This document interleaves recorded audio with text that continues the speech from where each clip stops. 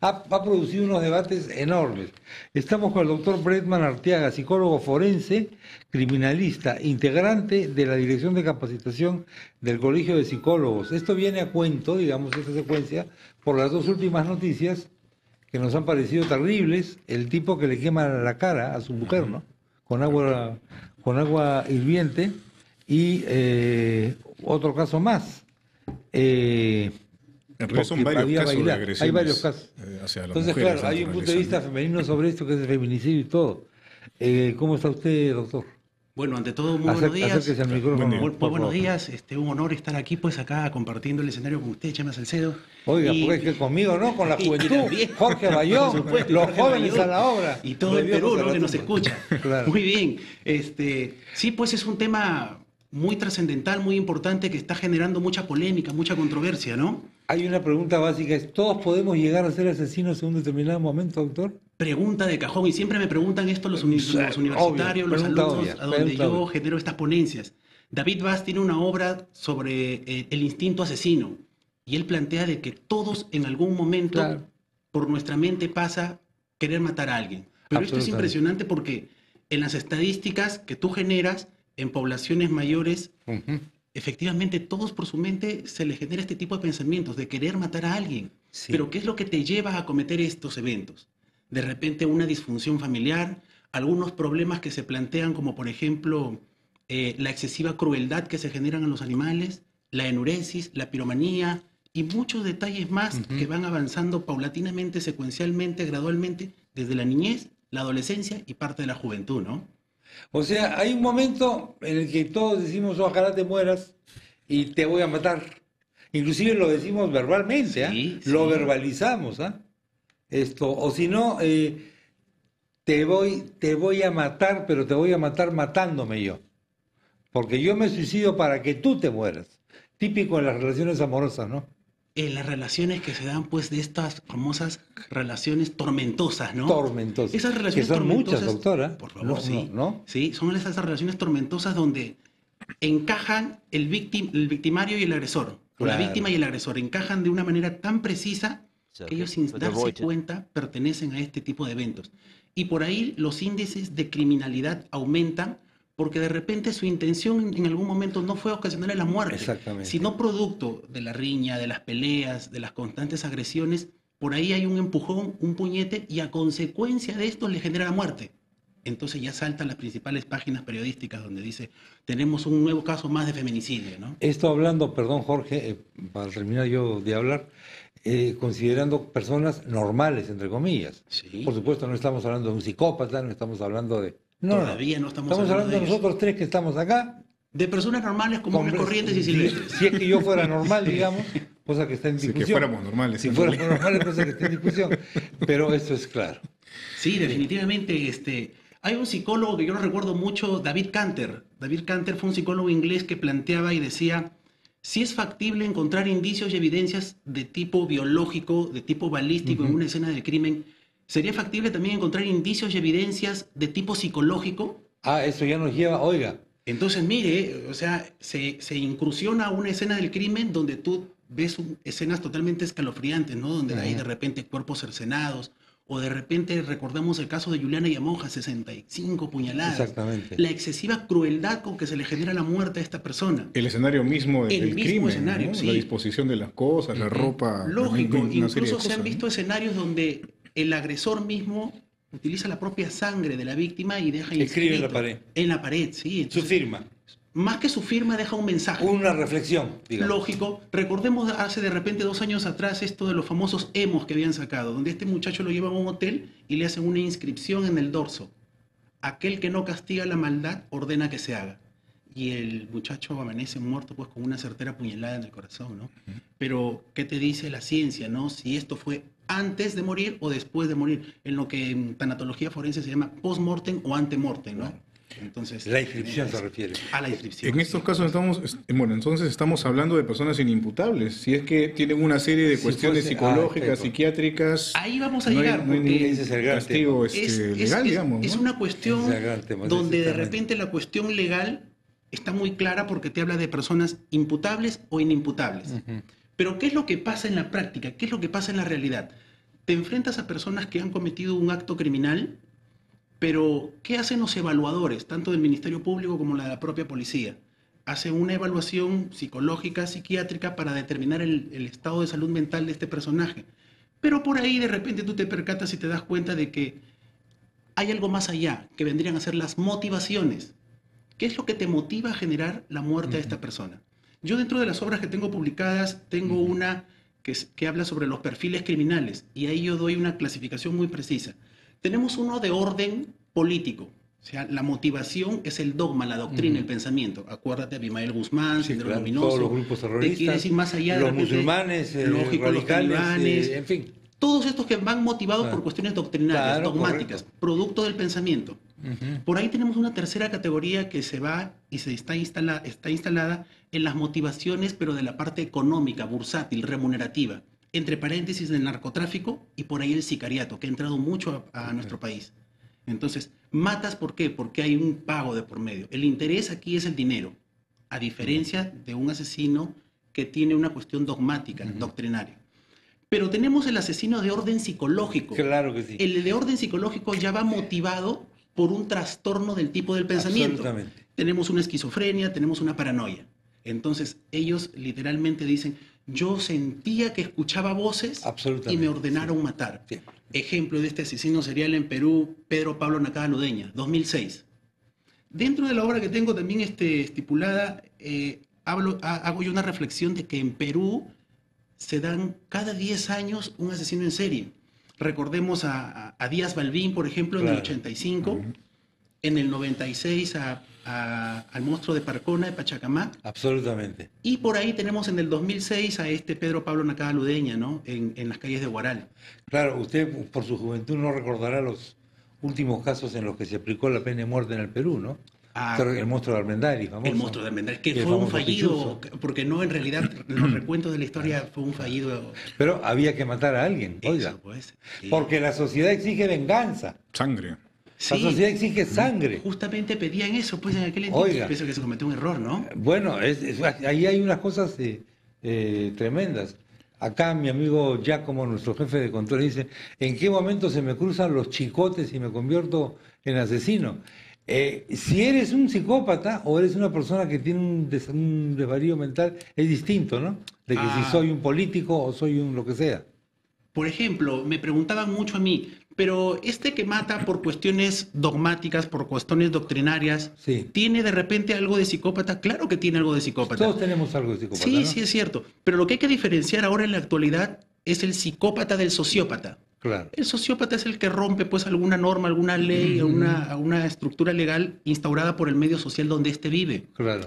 El psicópata rompe su propio esquema mental. Él sabe que robar, él sabe que matar es malo, pero a sabiendas de esto lo hace. Sí, pues. Y le genera un cierto placer. Y al generarle un cierto placer, él busca repetir el acto nuevamente. Es por eso que hablamos de asesinos que han cometido 3, 4, 5, 10, 15, 20. Una modalidad que se repite, ¿no? Sí. Ahora, todos recordamos, en derechos, se hablaba en psicología, lo que era a fines del siglo XIX, los tipos lombrosianos. O sea, Lombroso establecía una tipología y tú le mirabas la cara al tipo y decías, este es un criminal nato, se decía. Por la forma que tenía la cara el tipo. Es cierto. Le medían el ángulo facial y ese tipo estaba condenado. Ahora, ¿estamos tan lejos de eso? Por supuesto, después de eso vino toda una diatriba contra ese tipo de determinismo. Pero hoy día llegamos a establecer determinantes biológicos muy fuertes para hacer las cosas. Por ejemplo, todo el mundo sabe ya que la obesidad no consiste solamente en que yo como hamburguesas, consiste en que yo nací con un chip para ser obeso, o para ser drogadicto, o para ser no sé qué. ¿Está de moda esto en este momento? ¿Se está volviendo a poner de moda esta tipología? Parece mentira.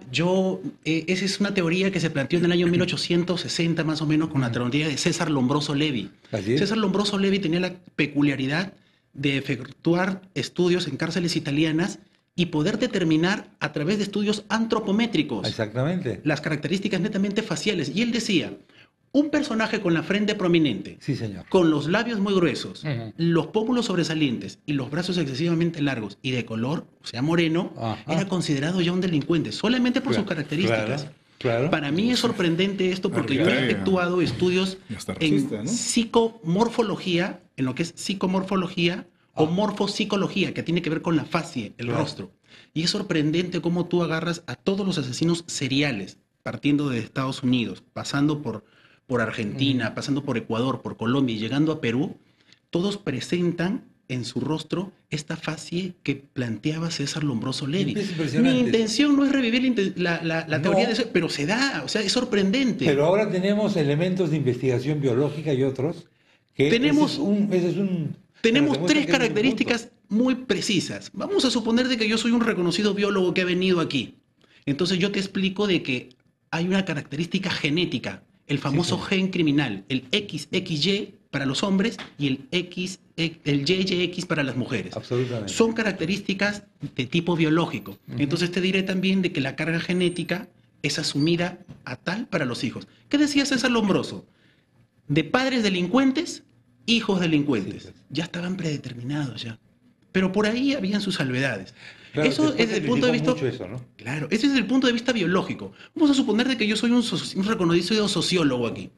Entonces, ¿qué es lo que usted va a decir? Es una cosa diferente. Claro, totalmente diferente. Que la biología no tiene importancia. Claro, le voy a dar la contra. Le voy a decir, mentira, la biología no tiene que ver porque aquí está predeterminado el contexto social. Claro. De donde tú vengas, de donde tú vives, vas a reflejar esa conducta. Pero por ahí está la resiliencia, pues. ¿Y la resiliencia qué te dice? La capacidad, lógico, la capacidad que tiene esa persona para hacerle frente a cuestiones totalmente adversas. Mira, tenemos la biología, tenemos la sociología. Y ahora es mi campo, es mi cancha. Me tiran la pelota, la parte psicológica. Un momentito, les digo yo. Dentro de la parte psicológica hay cuestiones netamente traumáticas que se generan desde el proceso de la concepción y que se van generando hasta que la criatura tenga 1, 2, 3, 4 años de vida. Doctor, qué interesante lo que dice, que este tipo de teorías predominan en un determinado instante, en un determinado momento. Lógico.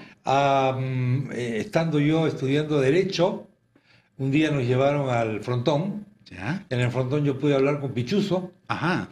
Yo a Pichuzo le pregunté, creo que estaba casi en capilla, por qué había violado a ese niño y lo había matado. Si eso le causaba un dolor de corazón, un arrepentimiento. No, me dijo. Al día siguiente, el profesor que dictaba Derecho Penal dijo, ¿qué les ha parecido la visita? Yo le dije, yo me he quedado completamente demudado, frío, porque este señor parece no tener ningún problema para admitir lo que hizo. Y me dijo, ¿y usted le preguntó cómo fue su infancia? Me dijo. ¿Usted sabe que fue un día violado 6 veces en tal lugar? O sea, en ese momento estaba funcionando esta teoría que señala, ¿no? Es cierto. Y aprovechando como un paliativo de alguna manera. Es cierto. Aprovechando lo que acabas de decir, Chema, mi pregunta iba retomando un poco el tema de la situación esta que se presenta en las parejas y las agresiones constantes que muchas veces volviendo al tipo que le tiró el agua. Claro, ¿no? Viniendo en todo caso incluso con la historia de la misma persona, ¿no? Del agresor, incluso del agredido, ¿no? ¿Se puede buscar esta situación desde el punto de vista de la pareja? Pues hay un agresor, siempre hay un agredido, o hay un dominante y un dominado. Es como un guante que chanta la mano. Es como un guante que chanta la mano, pero de tal manera que inconscientemente se buscan y se engranan. Pero muchas veces pueden vivir con el problema. Forman parte de esto y no se dan cuenta hasta que sucede una desgracia, como la que vemos constantemente en los medios de prensa.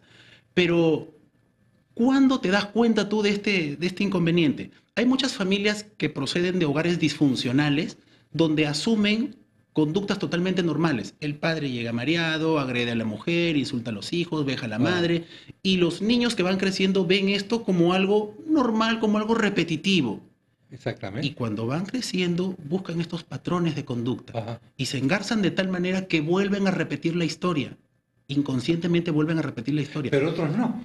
Otros sencillamente se dan cuenta. ¿Por qué? Porque ya tienen de repente algún proceso de cambio en su vida, como por ejemplo estudios, como por ejemplo de repente una orientación de un especialista, o de repente por ahí sencillamente se dan cuenta en algún punto de su vida, ¿no?